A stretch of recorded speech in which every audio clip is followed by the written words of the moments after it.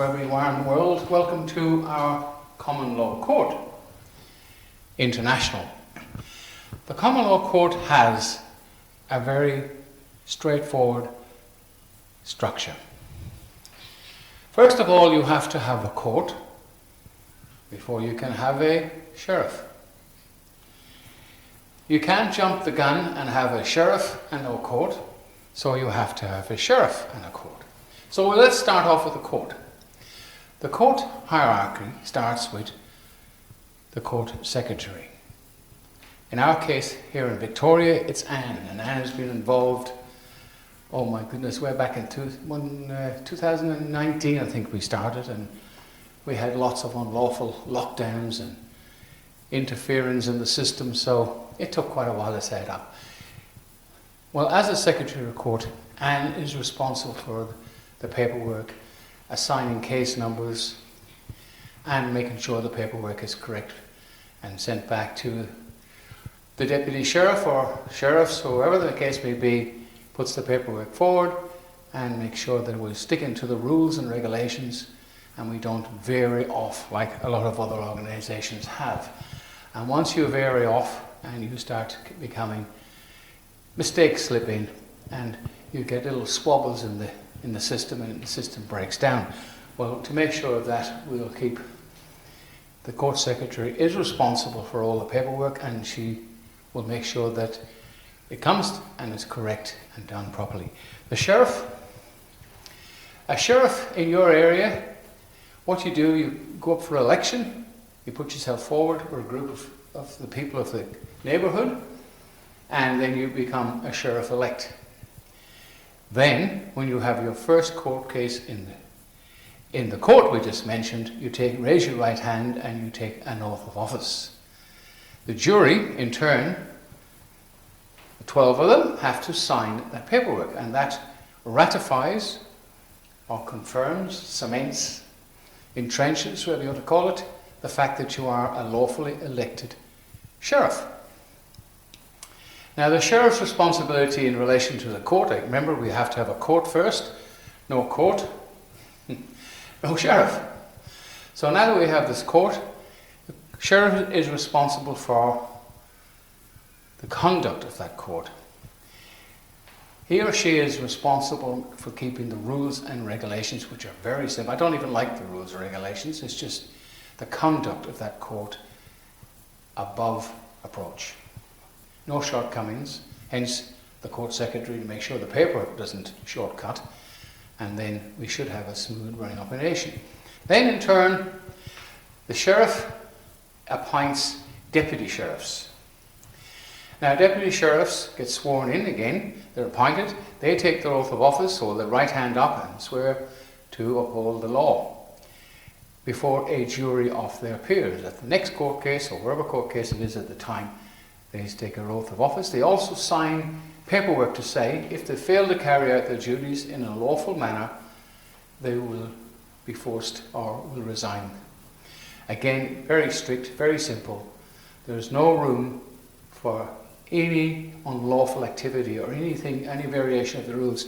And we have to go back to John Smith in England for that. And John and I haven't spoken for a while because John's very busy and he had a few problems over there, and it hasn't had no cases for the last year or so. And great, we owe him a debt of gratitude for the fact that we're here today. If he's watching this, thank you, John. We will carry on. Of course, Kevin Arnott in Canada, who brought Pope Benedict down, and he did that by bringing him before a lawful common law court in Canada. He was found guilty by the people, and Spain picked up on the charges that they had a naughty man in public office in the Vatican, and they went to The Hague and had a warrant issued for his arrest. So we had a change in the Pope stood down, and we had a new Pope. Well, that's just another sideline of the common law court. It's a very simple process, but it is the law of the land. We have two laws. And it's amazing the amount of people who do not know the difference between lawful and legal. Right? Lawful is the law of the land. It goes back to the Ten Commandments. Common law goes back to the 9th century, I think it's 877, when Alfred the Great was around, and he became Alfred the Great because after the time when the Vikings became Christians and they stopped fighting among themselves, which they did, they had wars, and in the end, peace was in Anglia and Saxony and all those places. King Alfred united the whole country with common law. There was barbaric law, generic law, there was all kinds of different laws throughout England. So he brought everybody under common law. And the reason it's common to all, rich and poor. And you have to remember that there's no man or woman above the law, and that's where it comes from. Statute law crept up with the inns of London way, way back, and they grew bigger and bigger, and the guilds and all these things, all to do with guilty and not guilty, the guilds. And they built up, the inns of London built up into what we have today is the legal system, which incorporates Dog Latin and laws. There's so many of them. You have to go to university to learn the process of administrating, because that's all. Most solicitors today don't learn law at all. In fact, I've asked a few questions to old and young, and they just don't have a clue about common law. They haven't got a clue about the law itself in most cases. Are the people who are enforcing in the statute system law, like police forces, etc.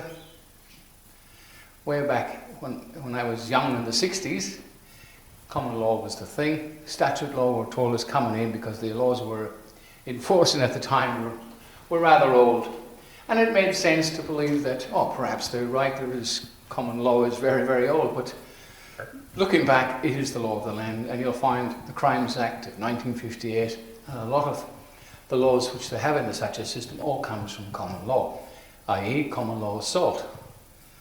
The police are supposed to take an oath, and their job is to enforce common law as constables or sheriffs. United States, sheriffs, common law. Some of them are part of the statutory system, but in all, you'll find some sheriffs have said that is not a lawful law and we have no intention of enforcing it. And that's good to see. So here in Australia, our common law court has had a little bit of success. We won't brag about it yet because it's early days. We have now got an office in Frankston. We've got great volunteers, and this is what this is made for, is to help them out a little bit. We're going to have a lot of training. And the volunteers will be running the common law court from Frankston to start with. There's about 15, 20 volunteers, great group of people, enthusiastic beyond belief, and they will help to push this forward. Now, for the other states that are asking me a lot of times, when can you help us? When this group here in Melbourne is set up, now today is Friday, and on the 29th we're having our cases in Dandenong. So once the Frankston Sheriff's Office gets well and truly settled, we will help other areas to do the same. We've got to duplicate ourselves all over the country, because way back in 1918, common law was kind of left behind, and of course when Whitlam and Bob Hawke got in, they just rubbished the whole lot. They don't want juries, because juries in common law is a bit of a pain. It's a lot of work and a lot of paperwork, and certainly there's no money in it. So I can understand the statute system, the statute people keeping it out of it, because it's a pretty hard business, because you can't make money. Now, getting back to facts again, the hierarchy again, you must have a court first, then you elect a sheriff, he becomes sheriff-elect. He takes his oath of office before a jury at your first court case, and the jury ratify that sheriff. They sign, the 12 of the jury sign. The jury then sign that certificate, and it states that the sheriff is lawfully elected. And again for the deputy sheriffs. So the next step then is to proceed with cases. So a summons to mediation, and of course you've got to tell you've got to inform the man or woman who's been charged with committing some offence against somebody else, like stealing property, wherever the case may be, unlawful dismissal, as we've been doing. You send a statement of claim. They have to know what they've been charged with. You just can't send a summons to somebody and say, a summons, by the way, is an invitation. And in the statute system, it's an invitation to do business. So if you're going to invite someone to your place of business, which a court is, even in common law, it's not a business because it's not registered. It's just the men and women have come together to make and create a lawful outcome for problems. That's all it is. Humanity, caution and prudence, the basics of common law. Now look them up. It says no harm, all this stuff, but humanity, caution and prudence. So if somebody has caused you injury, loss, you as a living man or woman can come to the common law court and lay a claim against somebody who's caused you the injury. It's a simple process. Court first, a court secretary, a sheriff up for election, sheriff gets elected, he goes before the first court case, takes his oath of office, the right hand in the air, swears to do his job, and then the jury sign it off. Court secretary is responsible for all the paperwork, all the cases, case numbers goes to the secretary. Now I'd like to thank our wonderful team of Earls. We call them Earls in Frankston. Now why the Earls of Court? Well, it goes back to the elders of the court.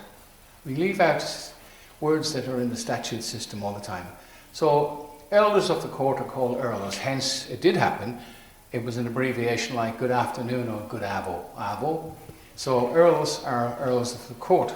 We have a good few people and I'd like to thank them for their enthusiasm. So that is where we are right now. We have a lot of cases coming up. We have a lot of indictments, some of which we may not follow, but there's a couple of indictments we have to follow. And the media have been getting away with an enormous amount of treachery, and they are responsible for spreading some terrible, terrible things, failing to name candidates in the elections, only the so-called preferred parties, and now we found ourselves in a situation where, well, I got to be careful what I say, haven't I? Because the platform will shoot me down. Anyway, I'm Barry from the Common Law Court in Victoria, Common Law Court International. Signing off. Thanks for watching, and I hope this helps a few people. It's a very brief thing. It's very simple.